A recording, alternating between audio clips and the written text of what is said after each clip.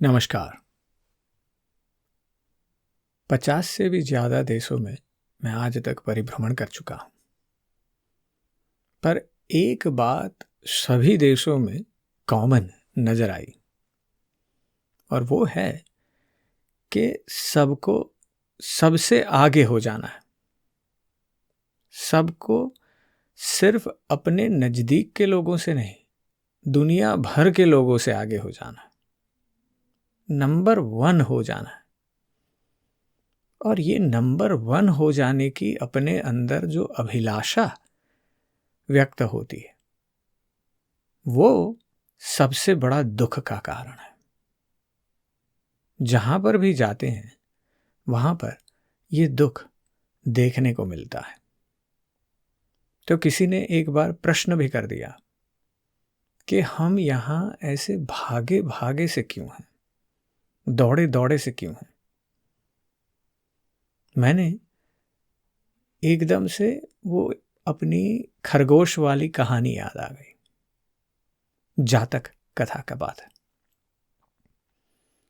कि एक बार ऐसा हुआ कि खरगोश अपने बिल में बैठा हुआ था और उसको सोच आई कि विश्व का अंत हो जाएगा तो क्या होगा। तो खरगोश ने बैठे बैठे ये सोच लगाई थी कि अचानक से ऊपर से एक बड़ा सा फल वृक्ष के टहनियों को तोड़ते हुए नीचे गिरा। खरगोश ने ना देखा ना समझा, बस दौड़ने लगा। किसी और खरगोश ने पूछा कि भाई क्यों दौड़ रहे हो? तो खरगोश ने बोला, पूछो मत, बस दौड़ते रहो। आकाश नीचे टूट रहा है और अपनी आन बनी है, भागो भागो। वो खरगोश भी भागने लगा। 2 खरगोश को देखते हुए, भागता हुआ देखते हुए और खरगोश भी उनके पीछे लग गए। फिर तो सारे जानवर पूरे जंगल के एक के बाद एक उसके पीछे लगने लगे। सारे पूछ रहे हैं एक दूसरे को, क्यों भागते हो? बोले, बस सोचो मत, भागते रहो। और ये सारे जन भाग रहे हैं। तब शेर जो वहां पर बैठा था, उसने देखा कि ये क्या कोलाहल मचा हुआ है। देखा कि बाघ भी भाग रहा है, भेड़िया भी भाग रहा है, हिरन भी भाग रहे हैं, हाथी भी भाग रहे हैं। तो उसने बड़े जोर से दहाड़ लगाई, और उसकी दहाड़ सुनते ही सारे प्राणी एकदम से चौंक उठे और खड़े रह गए। शेर ने पूछा हाथी से कि भाई हाथी, क्यों इतना भाग रहे हो? बोले, हमको तो बोला टाइगर ने, बाघ ने बोला तो हम भागने लगे। बाघ को पूछा तो बोले कि हिरनिया भाग रही थी, हम भी भागने लगे। भेड़िए को भी पूछा गया, सबको पूछा गया। तब जाके पता चला कि भागना चालू खरगोश से हुआ। तो शेर ने खरगोश से पूछा कि भाई क्यों कर रहे हो? खरगोश घबराया।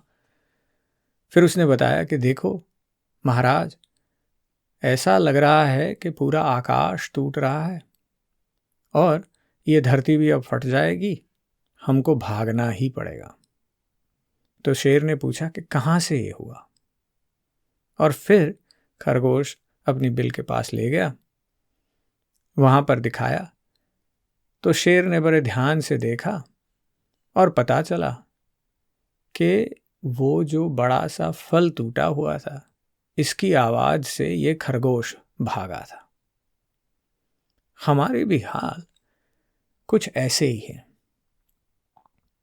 अंग्रेजी में एक और कहावत है, मंकी सी मंकी डू। बंदर जो देखे सबको करता हुआ, वो ही करता।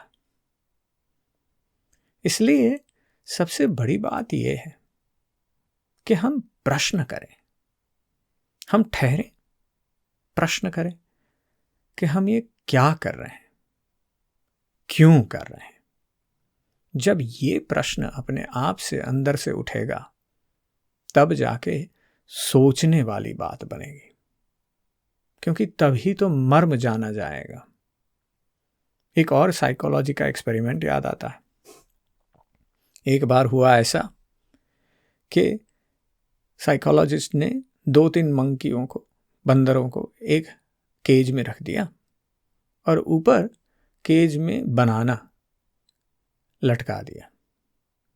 अब केला देखकर मंकी से तो रहा नहीं जाएगा, पर ट्रिक ये थी कि वैज्ञानिकों ने वो केले में थोड़ा सा इलेक्ट्रिसिटी करंट रख दिया था।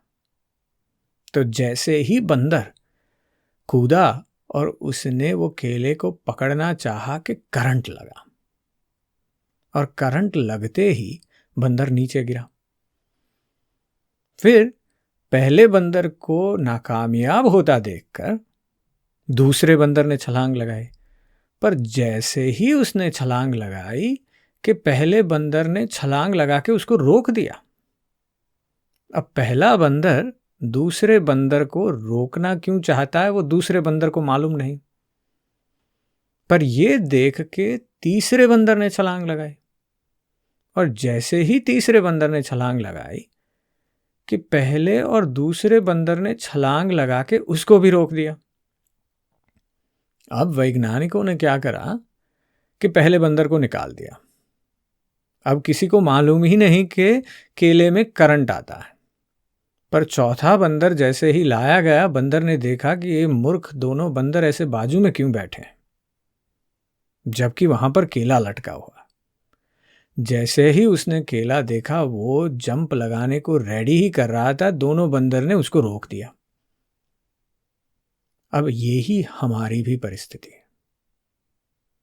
ना हम सोचते हैं, ना हम प्रश्न करते हैं, बस हम करे जा रहे हैं, और हमको लगता है ये करे जाने से ही हम नंबर 1 हो जाएंगे। पर मंकी सी मंकी डू से कोई नंबर 1 नहीं होता है। बुद्ध इसलिए बुद्ध बने क्योंकि उन्होंने अपने आप अपने मार्ग का चयन किया। गांधी इसलिए बने क्योंकि उन्होंने अपने आप अपने मार्ग का चयन किया। किसी और के मार्ग से आपका मार्ग नहीं बनता। आपका मार्ग आपको अपने आप से बनाना है। तो आज बस इतना ही।